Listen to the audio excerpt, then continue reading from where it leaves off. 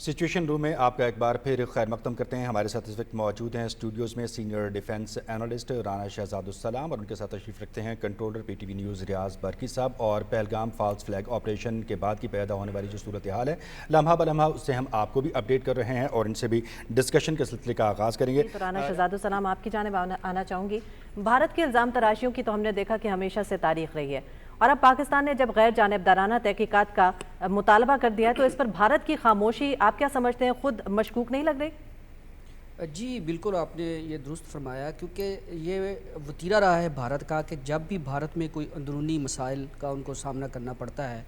تو وہ پاکستان کی طرف اپنی عوام کی توجہ کا رخ موڑتے ہیں تاکہ جو ان کے اندر کے مسائل ہیں اس تک بھارتی عوام کا جو توجہ بڑھ جائے۔ حال ہی میں بھارت میں ایک بہت بڑا ایشو اس وقت جو ہے وہ منظر عام پر آیا جب وقف بل مودی انتہا پسند حکومت نے اس کو بزور قوت جو ہے وہ پارلیمنٹ سے پاس کروایا، جس کے بعد پورے بھارت میں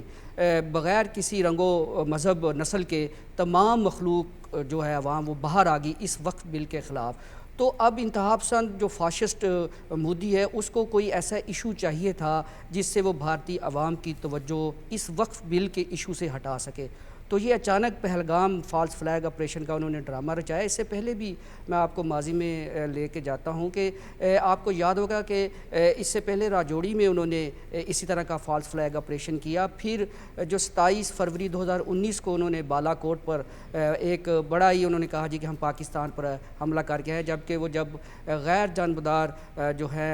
حقائق جاننے والے صحافی وہاں پر گئے تو وہاں پر صرف جو بھارتی ایئر فورس کے جہاز تھے وہ اپنا پے لوڈ گرا کے اور فرار ہو گئے۔ جب وہ دوبارہ آئے تو پھر دنیا کے سامنے پاکستان ایئر فورس کا آپریشن سوئفٹ رٹارٹ کی صورت میں منہ توڑ جواب سامنے ہے۔ تو یہ بھارت کا ایک وتیرہ رہا ہے۔ اب میں ایک اور حقیقت کی طرف آپ کو لے کے چلوں گا کہ بھارت اس وقت اس کی مور دین 20 جو سٹیٹس ہیں یا صوبے وہاں پر بھارت سے علیحدگی کی بڑی سٹرونگ تحریکیں چل رہی ہیں، خاص طور پر آج کل ناگالینڈ، اور وہاں پر تو باقاعدہ انہوں نے اپنا